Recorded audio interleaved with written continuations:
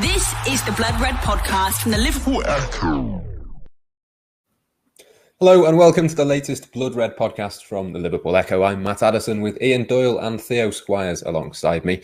We'll be talking the FA Cup, transfers, Thiago Alcantara, Xherdan Shaqiri and Sepp van den Berg shortly. But we'll begin, Ian, with Aston Villa, who were defeated, or certainly a version of Aston Villa, were defeated by 4-1 on Friday night. We probably didn't learn too much about Liverpool, but I suppose the win, if you want to call it that, was without injuries, and it was probably as close to a win as possible for Liverpool given the opposition they were playing. No, they won, and that's all that mattered. And nobody got injured, as you said. So other than that, there was that mild, about 15 minutes where people were slightly concerned, but really even Aston Villa was saying we know quite well we've got no chance of winning this game. I think it was Louis Barry got interviewed afterwards, didn't he? He said for about 5 or 10 minutes, they were like, oh, hang on, we could get something out of this. And then obviously Liverpool's great fitness and experience told, but it was just a game that I think everybody just had to get through. I mean, Villa obviously benefited in the sense that their youngsters will have gained from the experience. I mean, one of the players was 16 and one of them had not long just turned 17. So it was a good game for them. In terms for Liverpool, as you say, we didn't learn a lot. We learned Thiago's quite good at football, but we already knew that.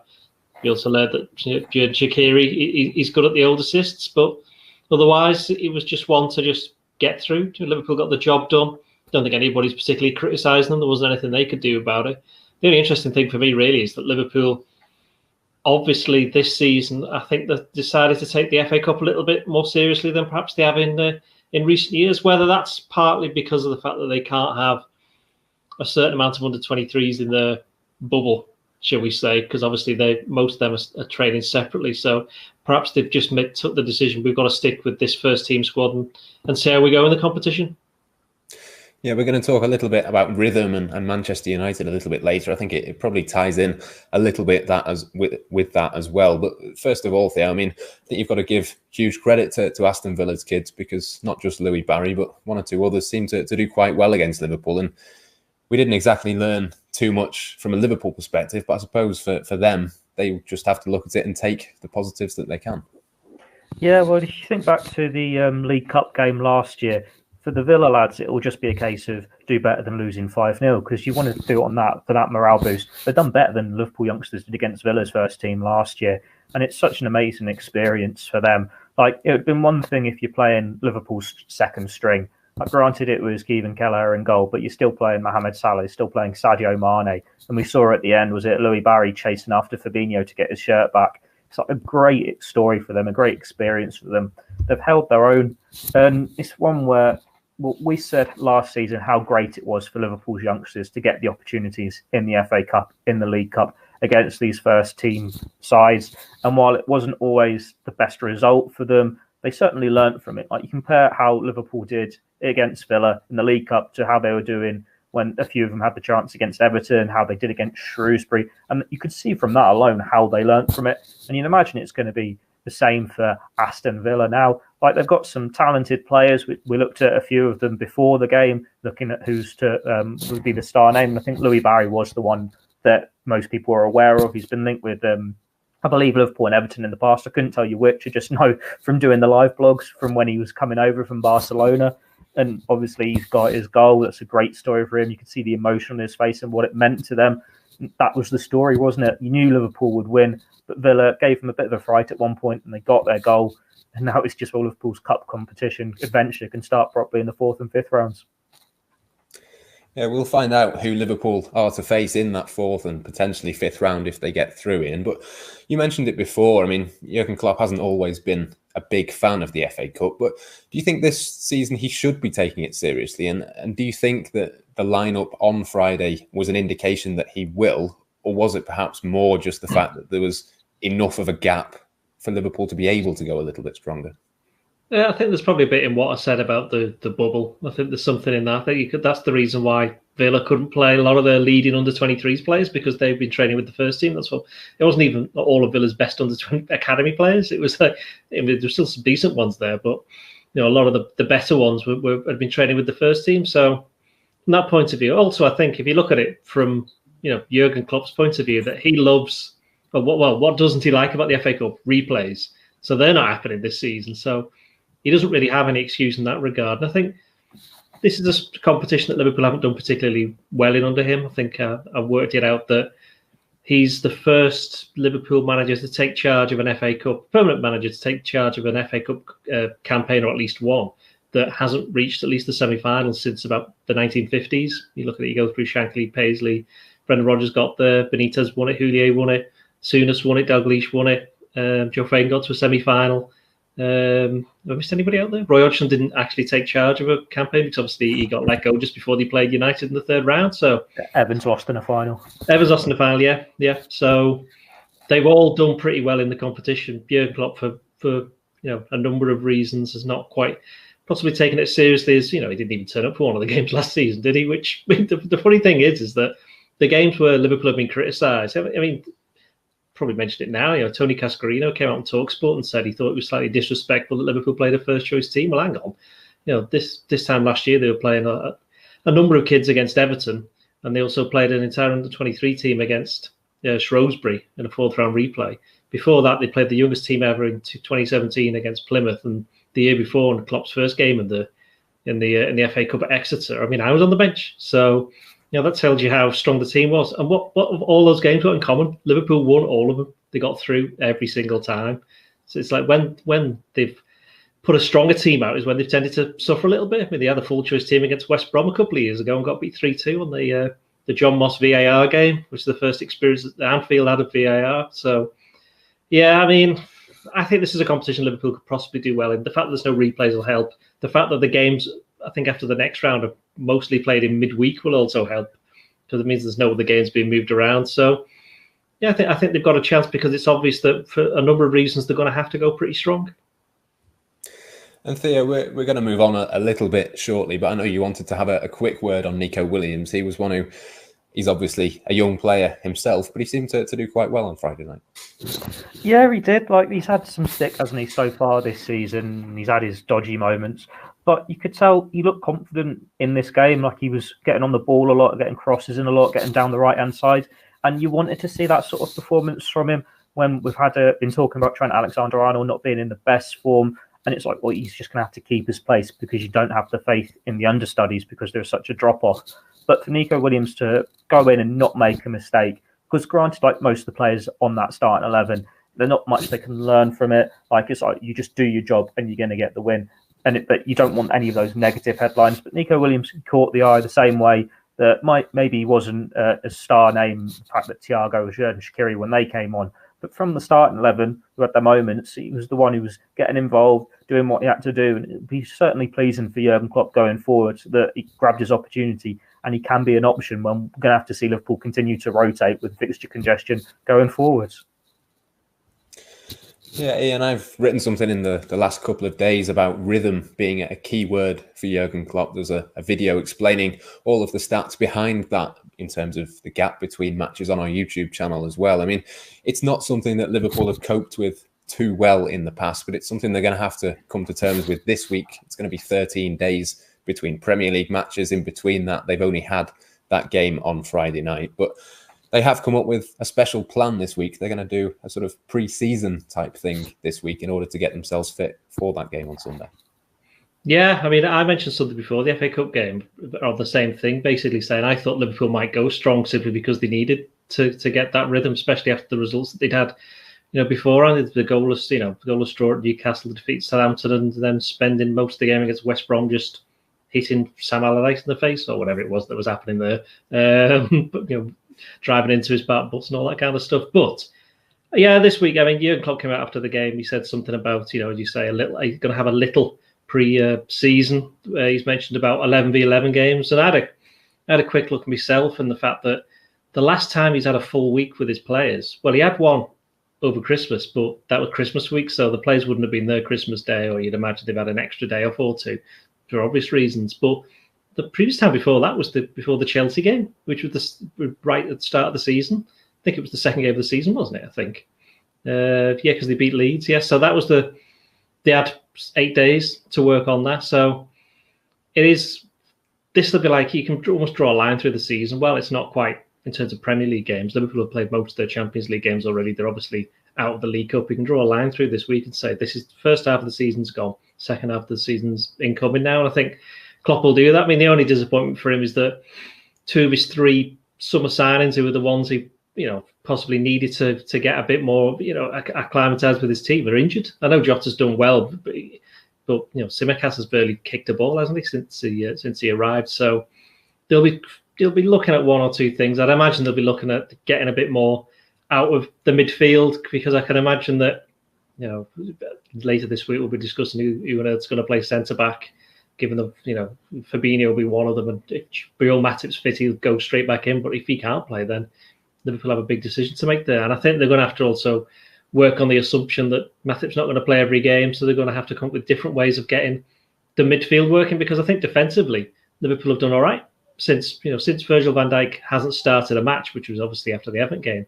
I think is it 8 or 9 goals in 14 games or something like that. It's a lot fewer goals than you think, but the only problem on top of that is that because you've got a key midfielder playing in centre back, that it's disrupted the rest of the balance of the team. And while Liverpool are still the Premier League's top scorers, they've had more games where they've struggled to get the goals that's converted into wins, which is why they've drawn so many games, which is why they could go into the United game on Sunday behind United in the table. Yeah, since Virgil van Dijk got injured, they've not conceded more than once in a Premier League game. But as Ian says there, Theo, I mean, it does take away something from the midfield and going further forward. But I suppose Thiago Alcantara and Xherdan Shaqiri, we might as well talk about those 2 players now. I mean, both of those, probably in particular Thiago in terms of the midfield and Shaqiri, of course, going forward as well, they could make a big difference in terms of that creativity.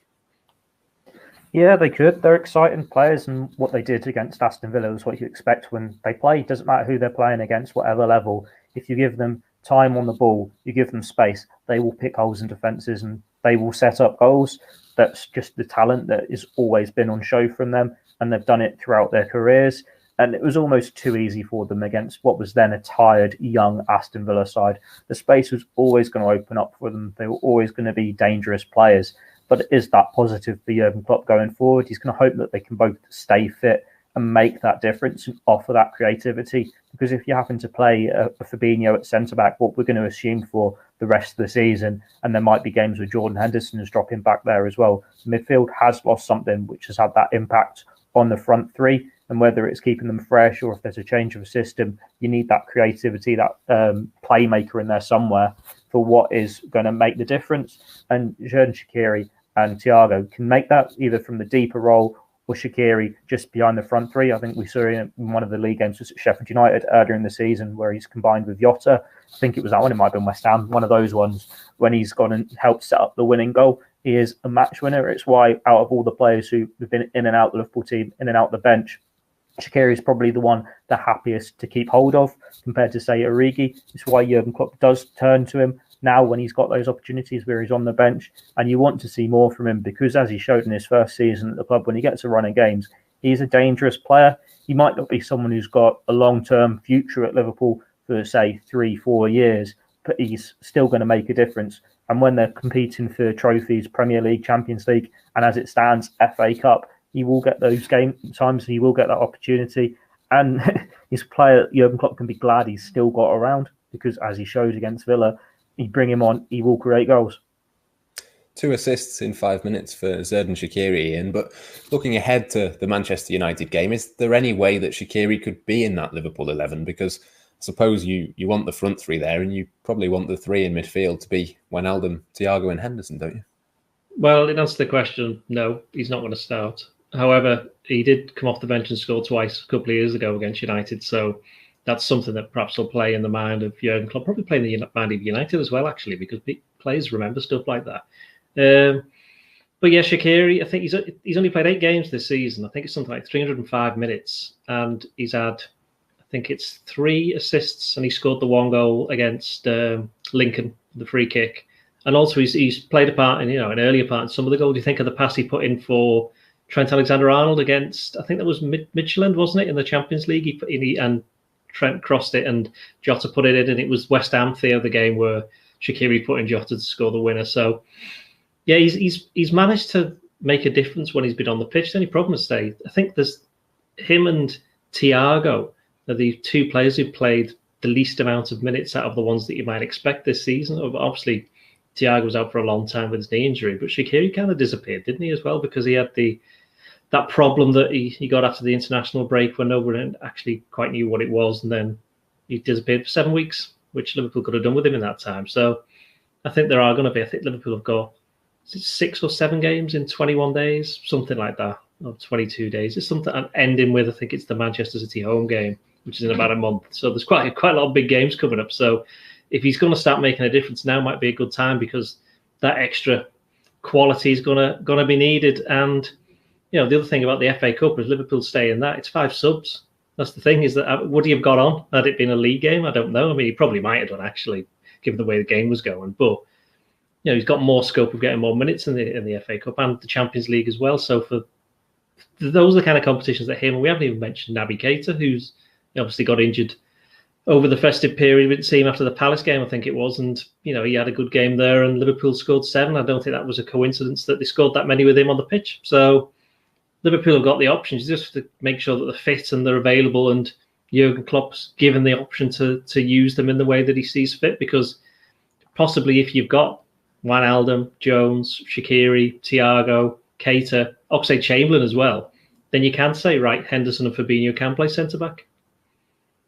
Yeah, looking forward to it. I mean, it's probably unlikely, as Ian says, that we see Shaqiri from the start next weekend, but there are matches coming up that you would think would suit him. Burnley, for example, is a classic one where you might just need that extra bit of quality, and he showed, even though it was against a very young Aston Villa team, that, well, he's done it before this season as well, of course. He can provide that for Liverpool. Yeah, definitely. And I think, as we saw against West Brom, you are going to have teams that will just defend deep, absorb pressure, and Liverpool at times have struggled to break them down. And those are the games where you need your Shaqiris to make the difference, where he can be that extra body causing mischief in that final third, where he can pick that space, pick the hole, and thread a pass out of nowhere. And he is a dangerous player. We saw it in his first season, as I said before, that you can make the difference either starting or coming off the bench. Liverpool, he's always had his injury issues and he's missed games. When he does play, he does return the goals and he does return the assists. And it's that trust, isn't it, about whether he can be in this midfield, have that defensive work rate. And Jurgen Klopp's doubted that at times, because he's not going to be, as I suppose, on the right ahead of Mohamed Salah. But he has stepped up for big moments. And there are those games, I think, against your Burnleys or whatnot, where Jurgen Klopp will look to rotate and save legs, like we saw it against Crystal Palace, didn't we? When Salah was on the bench, Minamino got the start. It's like, well, Shaqiri's another option there. And as we had Jurgen Klopp talking before the FA Cup game, that Minamino had been unlucky not to get his opportunities. Shaqiri's another one like that. And it's like, well, if you've got that fire in your belly to prove a point, to make your mark, then you will get the chances to deliver for Liverpool this season, especially when you've got the 5 substitutes. It'll be a case of having your best 11 available for the Premier League. And as we've seen in the Champions League and the FA Cup, Jurgen Klopp's almost going to be doing a 60-minute team and a 30-minute team, because he knows he can just change half the side and see what's going to get the job done, whether it's a case of putting your weaker team out and then only using your star names if you need them for that final 30 minutes, or it's a case of getting it done early and then bringing them off on the hour mark. I've seen a little bit of criticism, Ian, for Jordan Henderson's performance. He came off at half-time. Presumably that was going to happen no matter what the scoreline or the performance of Liverpool was like. But have you any concerns at all about him? Because I thought he just looked a little bit tired in that match. Yeah, he's bloody awful. It's the worst I've seen him playing forever for Liverpool. I thought it's not as if he did have enough of the ball. He just kept on trying these ridiculous diagonals or passing it straight to Aston Villa. So I wouldn't be too worried about that. It's just one of those things. You've got to bear in mind that, what was it, about 4 or 5 days earlier, he played at centre-back against Southampton and had been probably Liverpool's best player. So, no, I've got no concerns there. I think he knew, it was pre-arranged that he'd go off at half-time. So, with Thiago coming on, I mean, the interesting thing about Thiago, I know we're getting some messages, people saying, we love Thiago and stuff like that, is that, this is going to be, if he plays, it'll be his first game at Anfield for Liverpool. I mean, he's been there since, September? And I know there's no supporters there, but it's still a big deal. It'll be a big deal for him, because I'm pretty sure the only other time he's played there was the 0-0 for Bayern Munich against Liverpool in the Champions League. What was that, nearly 2 years ago now? So, and it's an interesting one, because the games that he's played, when he come on against Aston Villa half-time, he's basically playing against a team that's got everybody in the box. When he played against Chelsea, come on at half time, he played against a team that basically put most people in the box. They were down to 10 men. Came on against Newcastle there towards the end. They had everybody behind the ball. What were the games he played? Southampton. There was that's it. I've got to say, Southampton is the one where in the first half, it was the first time you really saw him like, the pace of the game's possibly got to me. But don't forget, he'd been out for that long. But then the second half, once again, Southampton had everybody behind the ball and he was like pulling the strings. And so going back to the Everton game, is the one where Everton had a bit more of a go at it. But that's the one where perhaps he's had his best performance because he got himself into the game and he started passing the ball. And obviously we saw he set up what should have been the winner certainly had a part in what should have been the winner for Henderson in injury time with the pass for Mane. And that's the game that is probably going to be most like the game that he's going to face against United on Sunday. And he's shown that, we've mentioned this before, it's ridiculous the amount of headers he wins in midfield. A little bit like Steven Gerrard in that respect, who was very underrated with how good he was in the air. The difference being, I think Gerrard's about 5'11", 6 foot, and Thiago's about 5'4" or something like that. He's only tiddly. But no, he's shown his class. The thing is that anybody who's not criticising him, but who's wondering what he's like, they've always been able to say, look, Chelsea had 10 men, etc., etc. You're playing against Aston Villa's kids. I think on Sunday we'll have a chance, because I think he'll start. I think on Sunday we'll have a chance to see what he's actually made of, especially when he's up against a United midfield that'll probably have, Bruno Fernandes, the not world-class midfielder, and Paul Pogba possibly. And let's play this, Scott McTominay. I reckon it could be. So United have got a million options in midfield, so it will be interesting to see how that one goes. But if Thiago is the player that we all think he is, then I think Sunday's the time for him to show it. Yeah, hugely exciting for Thiago and for Liverpool fans, Theo, to be able to see him finally at Anfield and in a big game as well. This is the kind of game that these big world-class players have to sort of stamp their mark on. And you'd imagine, given some of the names on the pitch, he is the one that Liverpool will look to try and play through and try and win that match. Yeah, definitely. That's why Liverpool signed him. He's a world-class player. He's probably the most high-profile player they've signed in the Premier League era. And it's someone you want to make a difference in these games. It's someone they're going to obviously give the ball to and see what he can do, see if he can unlock that defence. He is going to be against some high-profile players, as Doyley's just mentioned, with Fernandes and possibly Pogba. But from what we've seen so far from throughout his career, rather than just his Liverpool career, it does look different, doesn't he? Like, you can hear the pundits every time he gets on the ball. It's like, I think it was Michael Owen saying, he just makes him want to watch football 24 hours a day. He's just a league above. It's like he's thinking so far ahead of everyone else, and you're just waiting for him to properly sink in with the front three, because we all know how intelligent a footballer Roberto Firmino is, and we all know what Mane and Salah can do when they've got time and space to run at defences. And they've missed Van Dijk's passing ability from the back this year, but Thiago is that deep line playmaker who can just pick anyone out wherever he wants. When you've got the fullbacks maybe not contributing as many assists as we've seen in the past, it's a different thing for opposing teams to keep an eye on. The fact that Thiago can just spray a pass 60 yards without even breaking a sweat and go toe-to-toe. We've seen him run at defences too. He likes to go for a little dribble. He's tried to have a few shots, but I think he's had a few efforts blocked. It'd be quite nice if he could get off the mark winning against Manchester United, like finally properly arrive at Liverpool Football Club. It's the biggest game that you're going to have this season. It could be decisive in the title race. While it'll be too early to be giving anything away, Liverpool could potentially be third going into it with City's game in hand as well. And if they're dropping further back, if they drop points in it, it's like you definitely need him to stand up and be counted. Liverpool fans have been waiting a long time to see him. He's shown glimpses, but this is where you need to stand up, be counted, and show why Liverpool was so desperate to sign you, why Jurgen Klopp's been a big fan of yours for so long. £25 million might not seem like a lot of money in the current market, but it got them a world-class player. Now he needs to show why he's got that reputation. Yeah, certainly something to look forward to, and we'll have plenty of content throughout the week looking ahead to that Manchester United game. Just before we finish here, though, we will have a quick discussion about the transfer market. Ian, we've known all along it's been unlikely that Liverpool would get anything done this month in terms of incomings, but it's still something that is being talked about. We've discussed plenty of times, the reasons for and against Liverpool making a transfer move, but it just seems to be the case that it'll be all eyes on the summer for any reinforcements rather than anything changing this month. Yeah. And your thoughts on that? I've run out of new thoughts. It's just the same thing over and over again, isn't it? You just got to get fans say, you've seen JB Carragher, quite a lot of other people have said they'll be wasting a great opportunity if they don't come out and sign somebody. But who can they sign?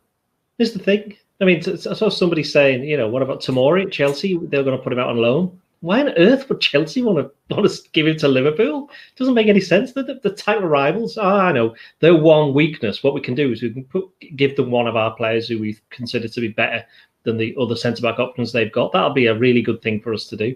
They're never going to do that. This is the other thing as well, is that Liverpool... The other thing for Liverpool is that they know that whoever comes in, at the end of the season, Van Dijk, Gomez, okay, we don't know what they're going to be like, but you'd imagine, given the fact Van Dijk looks as though he's recovering quite well, Joe Gomez has shown in the past he can get over serious injuries, that the pair of them will be back, and Matip's still there, and suddenly you've got the options of, Fabinho could go there. I'd imagine Reece Williams will still be there. So it's like, there's tons of centre-backs here. Why on earth would I want to go to Liverpool? I might not be playing all the time. I mean, obviously you go to Liverpool because you might want to win something, but it's how much part you want to play. And I think it's a tough one for Liverpool in that respect. And, Jurgen Klopp mentioned it last week, money situation. We're seeing now clubs are posting their accounts. They're all posting these massive losses because of the pandemic. I mean, you've got to bear in mind that for nearly all of these clubs, they haven't played in front of a home crowd for 10 months. Liverpool had three games, wasn't it, with 2,000? That's it, 6,000 fans in 10 months. That's, you're going to lose quite a lot of money on that and all the other associated stuff that goes around the match day. And I think they had to give a bit of money back as well, didn't they, for the TV deal last year? Wasn't there a little bit? You had to give a little bit of that back as well, and they wouldn't have budgeted for that. So all the clubs are going to take a hit, and Liverpool are no different. And you look around, and who's moved anywhere? What are we? January 11th. Who's moved? Who's gone anywhere? It's not Well, the most West Brom transfer ever. But that's the other thing is the transfer window only shut halfway through October, so wasn't that long ago. I know it was about October the 5th or 6th for overseas signings, but it's not been that long since it was open. So what's changed in all that time for the clubs? I mean, we know situations have changed in terms of Liverpool's injuries, but in terms of players that they may be after or maybe trying to get in the summer, are those clubs going to let them go earlier? I don't think so. So while I understand all of the issues that Liverpool have got, and that, the issue of the fans, I think they're just going to have to just get on with it. Yeah, it's not quite as simple as it might seem. I'll stay with you, Ian, because there might be a centre-back departing Liverpool in Sepp van den Berg. It looks like there's a few different clubs interested in taking him on loan. Yeah, there's clubs from, where is it, Switzerland, Belgium, and there's some second division German team. So he's somebody he was on the bench, wasn't he, against Lincoln back in September. Since then, he hasn't been involved in a match day squad. He had a few chances last season, but this season he's kind of, I wouldn't so much fallen down the pecking order. I just think other players have come in and taken their chances, whereas perhaps he didn't really do that last season. Certainly at the top level, he did. He had a good game against Shrewsbury in the FA Cup, I thought, actually. And don't forget that he played in the EFL Trophy. I think it was against Tranmere and Wigan. He certainly played against Tranmere, and it was at that game there were a few scouts looking around because it was right near the transfer deadline, and he may have gone out on loan then. It didn't quite happen, but it looks as though it's going to happen this time. And given the fact that he's not close to the first team, shall we say, but it's better to go and get some senior football than be playing for the under-23s. And if he does leave on loan, Theo, I mean, what does that mean for him going forward? He's 19 now, Sepp van den Berg. Does this show that he's still some way off the first team, given all the injuries that Liverpool have had? He's still, as Ian says, not even come into contention, really, since right in the early parts of the Carabao Cup. Yeah, it's just strange with him, because he's almost been forgotten. You forget he's an option there. When Liverpool have been losing these centre-backs to injury, you've never heard someone go, we've got Van den Berg there, he can step up. It's strange when you think to where he's come from. He was playing games in Holland when he was, 16, 17? And it's not as though he's been playing these no-marks. He was playing the Ajaxes, the Feyenoords, the PSVs. Within his second ever game, he was playing against Robin van Persie. He's played against Hunter. He's played against some decent level players there. And he must have shown something in Holland for the scouts to want to bring him to Liverpool. And it's just not happened for him for whatever reason. Doyle would be better placed to comment on his performances last year for like the second string than me. But he's never really caught the eye. And you've said, Vandenberg's had a really good game there. He should be knocking on that first team door. And it's just strange when you think, well, the first day of pre-season, if you'd said you're going to lose Van Dijk and Gomez for the majority of the campaign, you think, you've got Dejan Lovren. No, he's going to get sold. You're not going to replace him. Joel Matip's going to do Joel Matip things and just be injured for half the campaign in and out. If you looked at the younger players, Vandenberg would have probably been top of the list along with Hover to get that opportunity. Now, obviously, Keanu Hover got sold and Vandenberg's not had that look in. But until Klopp started talking about Cometio, you wouldn't have thought he was in the mix. Reece Williams was someone you didn't think was anywhere near it because he'd been on loan to like Kidderminster Harriers. And Nat Phillips, for all intents and purposes, was gone. Like they didn't expect him to still be at the club. They thought he was going to get his loan exit, permanent exit to the Championship, and it just didn't happen. It's like, well, why is Vandenberg not getting that opportunity then? When out of all the players, he seems to be better placed. Like, he's one of the ones with the most experience there, along with Phillips, who's had that time in the second division in Germany. But they've rather turned to a player who's played in the conference. And you think, well, Reece Williams, he's not had the easiest of times in Liverpool first team. He's made a few mistakes leading to goals, and obviously younger players, they are going to make mistakes leading to goals, and it's not as though they've got a Virgil van Dijk to talk them through it, guide them through it. They're playing alongside the midfielder. They need stability, and it's something they've not had this year because it's always a change in centre-back partnership week in, week out. So it's going to make it harder. But I think it says it all. If you've had your opportunities and not taken them, you need to go out elsewhere. It's not like Harvey Elliott going out on loan where you know you're never going to get in ahead of Salah, Minamino, Shaqiri, Varane, Firmino, Jota, Origi, etc., etc. There was an opportunity there for a centre-back, and the fact that Vandenberg has never even come into the conversation, it says, I think, quite a lot about where he is in the pecking order at the moment and what the staff think about him. He needs to go out on loan and to really stake a claim. But then the divisions Doyley's just mentioned, it's like, well, is that going to be enough to get you back into the first team reckoning at Liverpool? Granted, Nat Phillips did all right in the second division in Germany, but it wasn't with an eye to get into the first team at Liverpool. It was with an eye to get a move elsewhere. And the only reason he's still at Liverpool is because it didn't happen. But Vandenberg has got time on his age. Like we say, Phillips is early 20s, 22, something like that. Vandenberg's still a teenager. He can still turn it around. And there must have been something in him for Liverpool scouts to sign him the first place. We've just not seen it yet.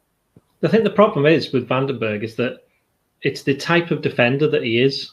I think for Liverpool, Joe Gomez and Virgil van Dijk were their two fastest defenders. That's why they could play a high line. You know, they're not slouches. Even Lovren wasn't particularly slow. Matip is a little bit different, but you know, Vandenberg's not the quickest. Nat Phillips is definitely not the quickest. I think Reece Williams, isn't slow, but I just think he's been caught out positionally a couple of times. It wasn't so much he could have actually fouled Barry, couldn't he? But he didn't want it. He just got out of the way of him to make sure he didn't get sent off. So I think with Vandenberg, I think it's his lack of pace or what appears to be a lack of pace. As I say, I've seen him quite a lot. There's quite a few games with under-23s where he's just not looked that impressive, but lately, when I've seen him play, he's looked a little bit better. As if he's coming to terms with it, but he's not the type of defender that Liverpool need at the moment. And whereas Cometio is quite fast, and that's why you're perhaps not surprised to see him get elevated and given his opportunity, because the pace is what Liverpool need at the back.